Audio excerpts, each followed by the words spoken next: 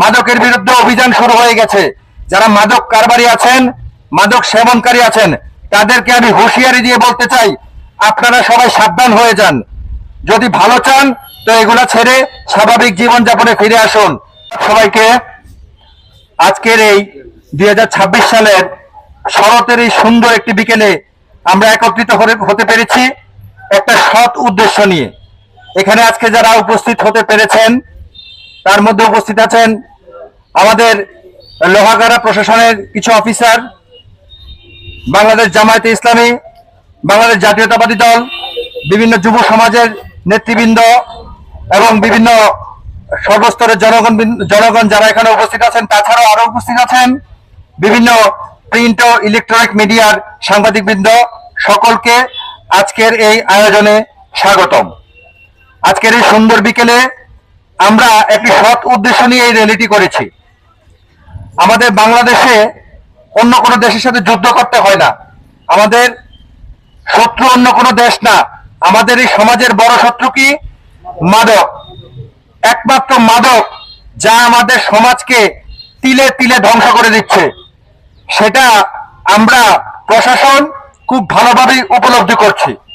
কিন্তু দুঃখের বিষয় কি, সাধারণ জনগণ, আজ আমার সন্তান মাদকাসক্ত না হলে আমার গায়ে লাগছে না, কিন্তু যার সন্তানটি মাদকাসক্ত হয়ে তিলে তিলে তার সংসারটিকে সে নিজেকে ধ্বংস করে দিচ্ছে, সেই মা বা সেই বাবাই কিন্তু জানে মাদকাসক্ত সন্তান কতটা অভিশপ্ত জীবনযাপন করে। একজন মাদকাসক্ত সন্তান তার পুরা পরিবারটা ধ্বংস করে দেওয়ার জন্য যথেষ্ট। সেটা আমরা খুব ভালোভাবে উপলব্ধ করতে পারি যখন কোনো বাবা এসে বলে যে বাবা গো, আমার ছেলেটাকে অ্যারেস্ট করে নিয়ে আসো, এনে তাকে জেলে দিয়ে দাও। একটা বাবা মা যখন এই কষ্টটা নিয়ে আমাদেরকে এই কথাটা বলে, তখন সেটা আমাদের বুকে গিয়ে আঘাত লাগে। এই মাদকের কারণে আজকে আমাদের সমাজে এগুলো দেখতে হচ্ছে যে এক বাবা তার সন্তানকে জেলখানায় দেওয়ার জন্য আমাদের কাছে হাতে পায়ে ধরে অনুরোধ করে। এমন সমাজ তো আমরা চাইনি, এমন সমাজ তো কেউ চায় না, কেউ চায় না এমন সমাজ। আমাদের সমাজের কিছু কীটপতঙ্গ আছে যারা এই মাদককে আশ্রয় প্রশ্রয় দিয়ে এই সমাজটাকে ধ্বংস করে দিতে চাচ্ছে। আমাদের লোহাগাড়া প্রশাসন তাদের বিরুদ্ধে জিরো টলারেন্স নীতি নিয়ে এক কথায় যুদ্ধ ঘোষণা করেছে। সেই যুদ্ধের ফলাফল হিসেবে গত 1.5 মাসে আমার সম্মানিত সেকেন্ড অফিসার এই পরিসংখ্যানটা বললেন যে আমরা প্রায় 1,70,000 পিস ইয়াবা উদ্ধার করেছি। তার পাশাপাশি আরো অন্যান্য ধরনের মাদক, মদ, গাঁজা এগুলো উদ্ধার করেছি। আপনাদের যদি কারো এই ব্যাপারে তথ্য লাগে আপনারা থানায় আসবেন, আমাদের অ্যাচিভমেন্ট কি আমরা সেটা নিয়ে যাবেন। সারা চট্টগ্রামের মধ্যে আমাদের অফিসার ইনচার্জ লোহাগাড়া মহোদয় এই মাসে শ্রেষ্ঠ অফিসার ইনচার্জ হতে পেরেছেন তার চৌকস সিদ্ধান্তের কারণে। আমরা ইউনিয়ন ভিত্তিক মাদকের বিরুদ্ধে যে যুদ্ধ, তার স্যাম্পল হিসেবে আজকের এই র্যালি। আর আড়ালে যারা মাদক কারবারি আছে তারা টের পাবে যে আমরা কি উদ্যোগ নিয়েছি। মাদকের বিরুদ্ধে অভিযান শুরু হয়ে গেছে।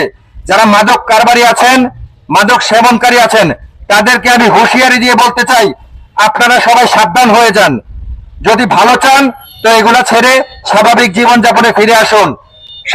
স্বাভাবিক জীবনযাপনে ফিরে আসতে হলে আমাদের যদি কোনো ধরনের গাইডলাইন সহযোগিতা প্রয়োজন হয় আমরা আপনাকে সেই সহযোগিতা দিব, কিন্তু মাদক নিয়ে খেলবেন না।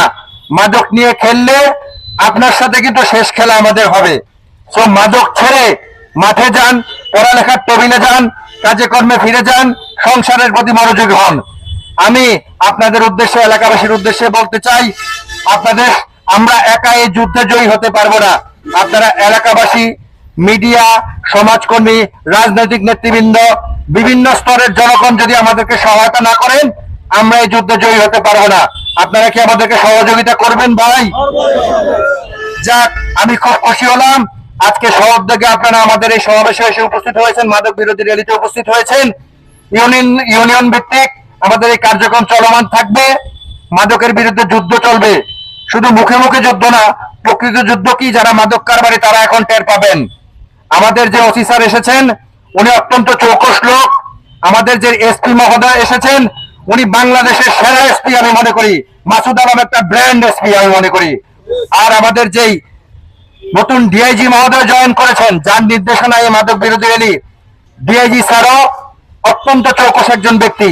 ওনাদের নির্দেশে চট্টগ্রাম জেলাকে আমরা বাংলাদেশের মডেল জেলা হিসেবে উপস্থাপন করব, আর লোহাগাড়া থানাকে আমরা মডেল থানা হিসেবে উপস্থাপন করব, মাদক মুক্ত করব ইনশাল্লাহ। আপনারা আমাদের সাথে থাকবেন, আপনাদের সহযোগিতায় আমরা এই যুদ্ধে সফল হব। আজকের এই শরতের সুন্দর বিকেলে সবাই উপস্থিত হয়েছেন, সকলকে আমি আমার ওসি এবং আমার পক্ষ থেকে আন্তরিকভাবে ধন্যবাদ জানিয়ে আজকের এই মাদক বিরোধী সমাবেশ এবং র্যালির সমাপনী ঘোষণা করছি। সবাইকে আন্তরিকভাবে ধন্যবাদ।